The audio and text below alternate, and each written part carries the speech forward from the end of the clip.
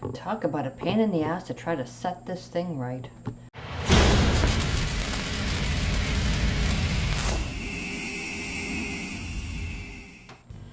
Hey everyone, I know I said I was going to make another video at the end of September, but things got a little crazy, back to school, all that other fun stuff, and I really didn't have time to do one.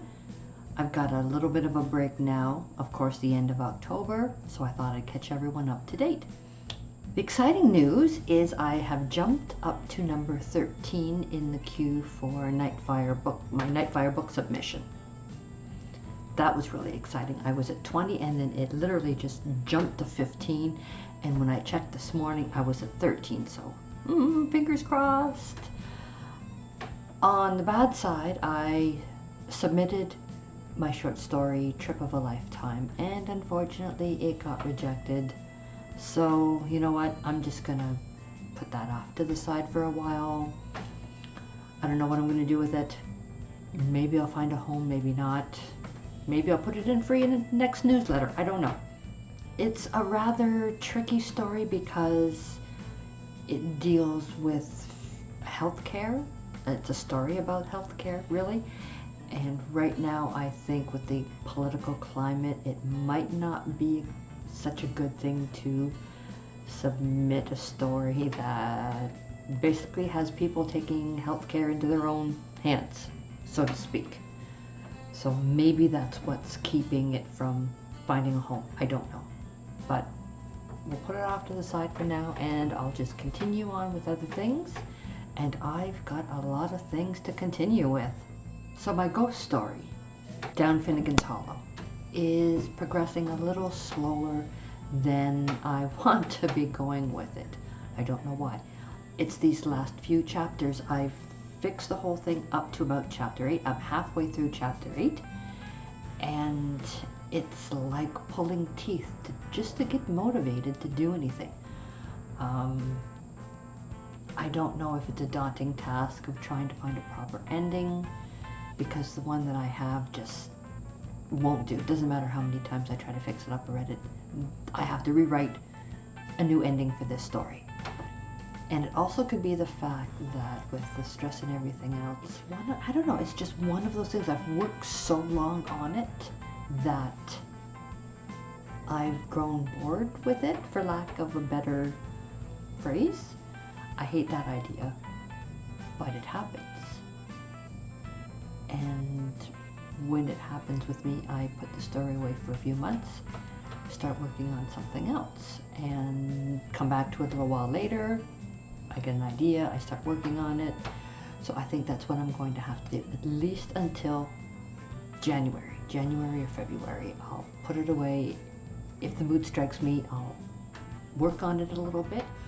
But for it to be my sole project right now, I don't think I can do that.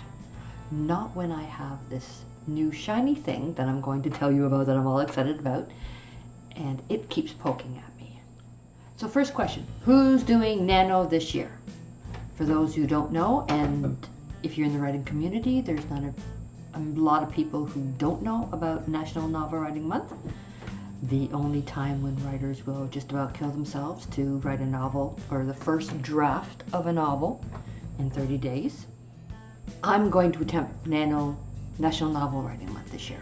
I'm saying going to attempt because the last few years I've done it, I got maybe about 30,000 words in, and something's happened. It's just either I've lost interest in it, or the story was going in a direction I didn't want it to go, or didn't plan on it going, and when that happens, it just throws my whole outline off, and I've got to stop, figure out what's going on, and go from there. The story I'm working on is my magical realism story. You might have heard me talk about it, or I might have written in my blog about it. It's based in the 80s, and the only reason these characters are teenagers is because of the actions that they're going to take within the story and the consequences because of them.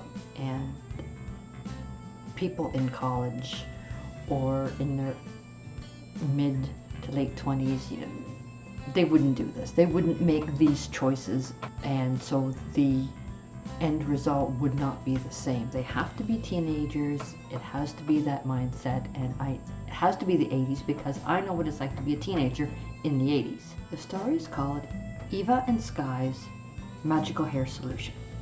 I started writing it a couple years ago. I did about maybe 2 chapters and read some to my writing group.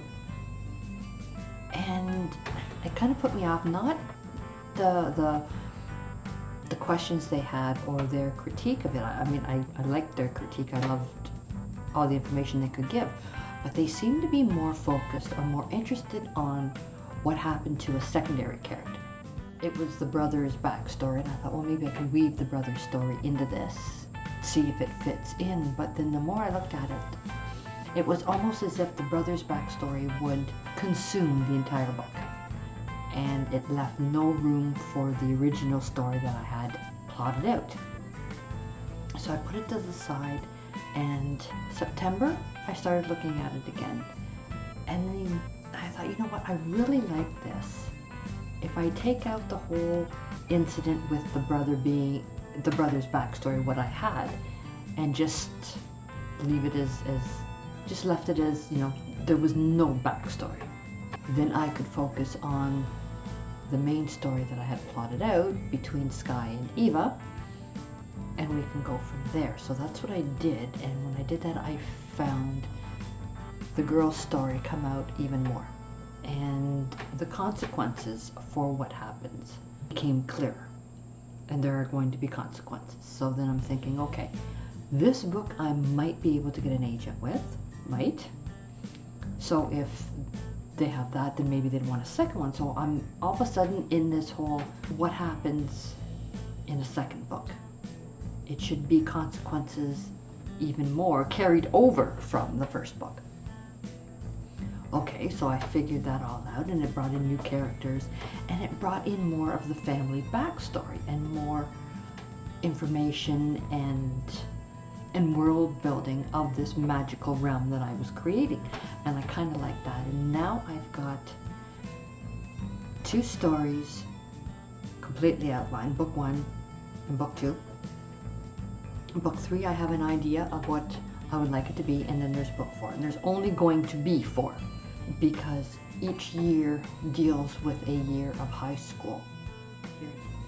And you only do 4 years. I think she's only going to do 4 years. I only did 4 years. I didn't do, what do they call it, the victory lap or something like that.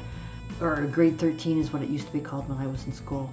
She's not going to do that. She's going to do her 4 years, and then she's going to get on with her life in the magical world. So that's what that plan is. And that's what's going to be my nano novel. So if you're interested in how I'm doing, or if you want to read a blurb or an excerpt from the story, I've got a query blurb up for it from years ago when I first started writing it. I don't know why, but I find that if I write a query blurb, then I can plot out more of the story, which is odd because, you know, you've got the query before you've even got the story written. But that's just the way it helps me think, it helps me create. I've got that up on my nano profile, which is Jan68. I tried to get dark, but it was already taken. Go figure. Once I have a bit more of it written, I should probably, or I will, put up an excerpt. But remember, all of this is just a first draft, because that's all National Novel Writing is, a first draft of a novel. A lot of people have been, like I did last year, they're just continuing with a novel that they had, but for me, after the whole COVID and shutdown and stress, and I didn't write anything for 6 weeks, I need to retrain myself to get back into writing every day, even if it's just 100 words or 50 words or something. I need to get back into that head mindset and put off the procrastination. That's what my goal is. So that overall is my goal for November. Yay. All right. So that is it for the month of September and October, since I didn't get it done last month. With November coming up and National Novel Writing and then Christmas after that, I'm going to say I will do an update again around the beginning of January. Yeah, let's say January. Beginning of January, hopefully. So until the new year, stay safe, stay healthy, keep writing. Have a good night, everyone.